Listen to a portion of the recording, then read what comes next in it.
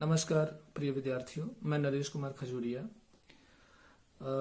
राजकीय महाविद्यालय महानपुर अस्थाई प्राध्यापक हिंदी, अपने सत्र 4 के विद्यार्थियों के लिए उनके पाठ्यक्रम से जुड़ी किताब युगे युगे क्रांति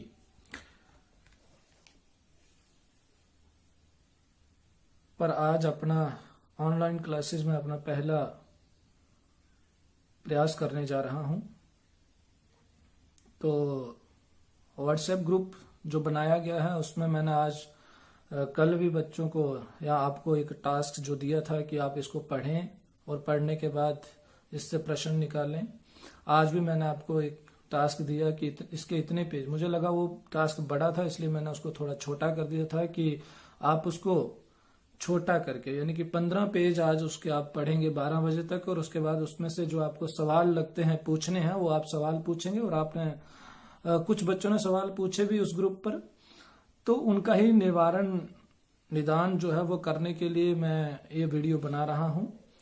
और अपने YouTube चैनल चलता समूह थिएटर पर मैं इसको पब्लिश करने जा रहा हूं, आप या कर रहा हूं। और आप इसको जो मेरे चैनल को सब्सक्राइब जरूर कर लें और बच्चों के साथ जो भी हैं उनको साझा करें, ग्रुप में भी और बच्चों को जोड़िएगा, ताकि हमारी पढ़ाई जो कुछ पाठ्यक्रम रह गया है वो छूटना नहीं चाहिए। तो उसी के मद्देनजर हम आज जो है वो थोड़ी सी बात जो है वो युगे युगे क्रांति पर करेंगे और ये कड़ी कंटिन्यू रखेंगे। तो युगे युगे क्रांति विष्णु प्रभाकर जी द्वारा रचित नाटक है, बहुत ही चर्चित नाटक है और बहुत ही प्रासंगिक नाटक है, जो समय की गति को पकड़ता है, जो हमारे सामाजिक विकास को और मानव की ऊर्ध्व इच्छा शक्ति को अभिव्यक्त करता है।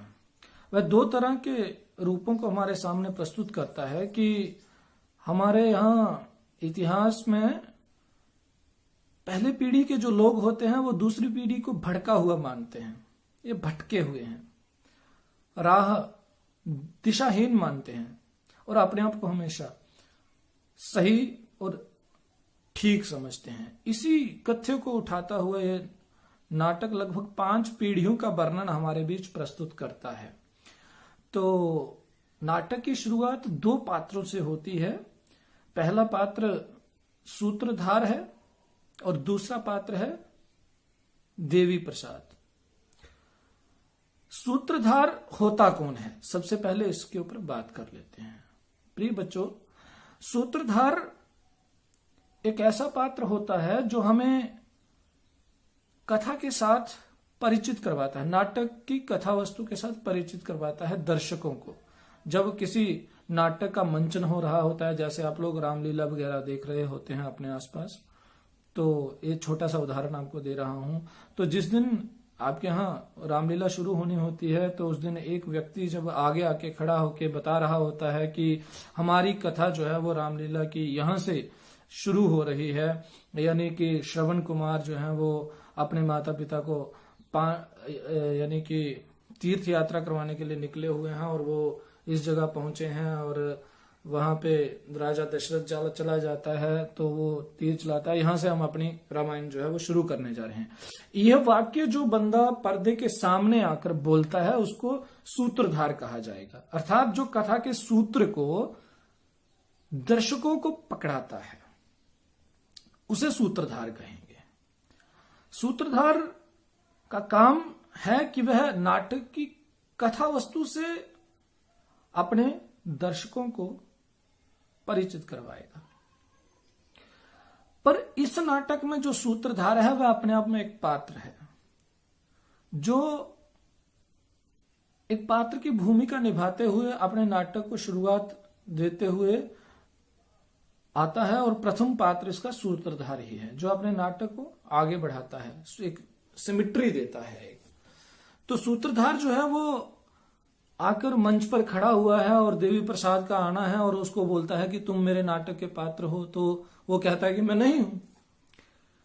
पर इसी तरह उनकी आपस में बातचीत चलती है और सूत्रधार कहता है कि मेरे नाटक का पात्र कोई भी हो सकता है, तुम भी हो सकते हो, तुम्हारी बेटी भी हो सकती है।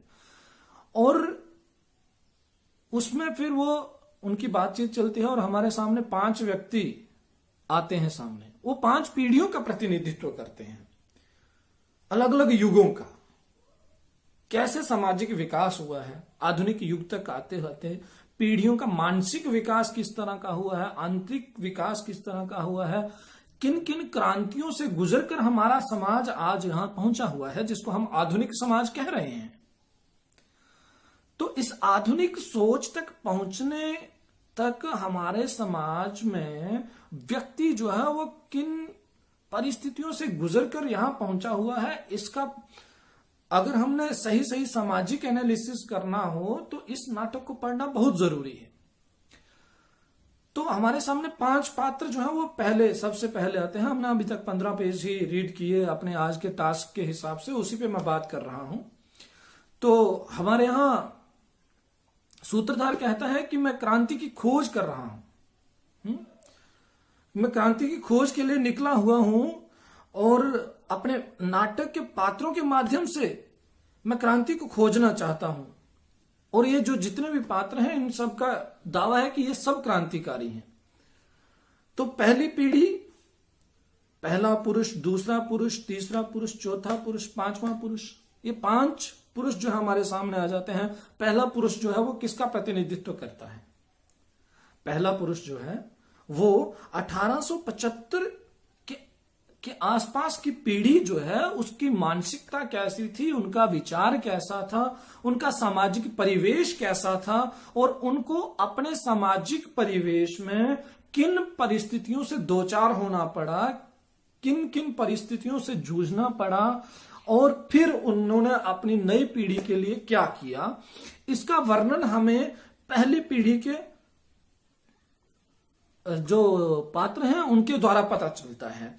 तो पहला पुरुष जो है वो पात्र है वो किसका प्रतिनिधित्व कर रहा है? 1875 की पीढ़ी का प्रतिनिधित्व कर रहा है। और दूसरा जो है वो 1901 के आसपास जो पीढ़ी तैयार होती है वो उस समय के, उस कालखंड के जो लोग हैं वह किस परिस्थिति से जूझ रहे थे, वह किन सामाजिक चुनौतियों से जूझ रहे थे और उन्होंने किन किन क्रांतियों का, किन समस्याओं का सामना किया और किन के साथ लड़कर उन्होंने एक नए समाज की ओर उन्मुख, अपने आने वाले समाज को नए समाज की ओर उन्मुख किया। फिर इसके बाद हमारे पास एक अगला जो पुरुष पात्र आता है वह तीसरा पात्र 1920-21 की पीढ़ी का प्रतिनिधित्व करता है। 1920-21 के आसपास कैसा सामाजिक परिवेश था और वह पुराने वाले से किस तरह से भिन्न था, इसका विवेचन हमें 1920-21 की पीढ़ी से पता चलता है। तो वैचारिक मतभेद जो 1875 ईस्वी में पैदा हुई पीढ़ी है उसका वैचारिक मतभेद 1901 में पैदा हुई या चल रही पीढ़ी के साथ मतभेद है। और जो 1901 में चली पीढ़ी है वो 1920-21 की पीढ़ी के साथ अपने आप में क्या कर रही है? मतभेद रखती है। उसकी सामाजिक परिस्थितियां और उसकी सामाजिक चुनौतियां और थी 1875 वाले की और 1920 वाले की और थी। आप सहज ये चीज, समय परिवर्तनशील है और समय के साथ बड़ी सारी सामाजिक चुनौतियां जो है वो बदल जाती हैं। व्यक्ति की चुनौतियां, परिवेश जो है वो बदल जाता है। परिवेश के बदलते ही, नए परिवेश के आते ही नई समस्याएं जो है वो तैयार हो जाती हैं और उन नई समस्याओं से हमें गुजरना। बड़ी सिंपल सी बात है कि आपके और हमारे माता पिता जिन परिस्थितियों से जूझ रहे थे, जिन समस्याओं से जूझ रहे थे, उन्हीं समस्याओं से हम उन्हीं की तरह नहीं जूझ रहे हैं। वह हमारे लिए नई सामाजिक, आर्थिक, राजनीतिक, धार्मिक परिस्थितियां तैयार हो चुकी हैं। भले ही वो पुरानी हो लेकिन वो रूप बदल चुकी हैं। तो इस तरह से प्रस्तुत नाटक जो है वो अलग अलग पीढ़ियों के चुनौतियों को, समस्याओं को हमारे सामने रखता है और बताता है कि हम किस किस सीढ़ी में कैसे कैसे हम देखते आए हैं। हम किन किन परिस्थितियों से गुजरकर आज आधुनिक भारत में, आधुनिक समाज में पहुंचे हुए हैं।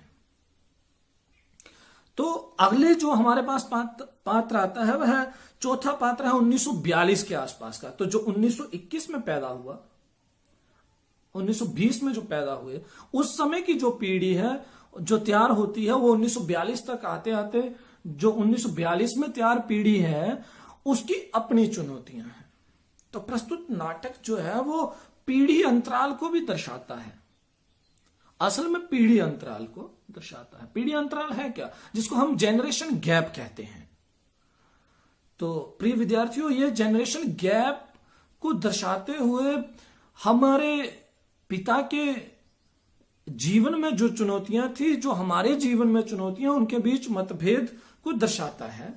और है क्या कि आपने देखा होगा 15 पेज पढ़ते ही जो पहला पुरुष है वह कहता है कि तुम क्या जानो क्रांति, क्रांति तो हमने की थी। लेकिन जो उसके अगले वाला पात्र आता है वह उसको कहता है नहीं, तुम क्रांति को नहीं जानते हो, तुम तो प्रतिक्रियावादी थे। अब जानने की चीज है, इस नाटक को समझने के लिए दो शब्दों को जानना बहुत जरूरी है। पहला शब्द है क्रांतिकारी, दूसरा शब्द है प्रतिक्रियावादी। तो हमारे पास पहला शब्द है क्रांतिकारी, जिसको हम प्रगतिशील भी कह सकते हैं, जो अपनी सामाजिक रूढ़ियों को, परंपराओं को तोड़कर थोड़ा आगे निकलता है, पर फिर जाके यानी कि उन समस्याओं को तोड़कर आगे निकल जाता है, उसको हम क्रांतिकारी कहते हैं। जो नया विचार लाता है, नया चलन लाता है, पुरानी रूढ़ियों को तोड़ता है, पुराने अंधविश्वासों को तोड़ता है और थोड़ा वैज्ञानिक चेतना को रखता है, ऐसा जो व्यक्तित्व है उसको प्रगतिशील माना जाता है, उसको हम प्रगतिशील कहेंगे, क्रांतिकारी कहेंगे। सामाजिक विहाव पे, तो सामाजिक दृष्टिकोण से जिन सामाजिक रूढ़ियों का सामना 1875 की पीढ़ी कर रही थी, पर्दा प्रथा में जी रही थी, बाल विवाह में जी रही थी, विधवा विवाह था नहीं, और सती प्रथा जैसी उस समय से या उससे पहले तक या उस दौर में ऐसी समस्याएं जो है वो समाज में चल रही थी। तो इन समस्याओं से लड़ते हुए जो लोग थे वह इनका विरोध भी कर रहे थे। बहुत सारे लोग इनका विरोध करने लगे थे, कुछ एक।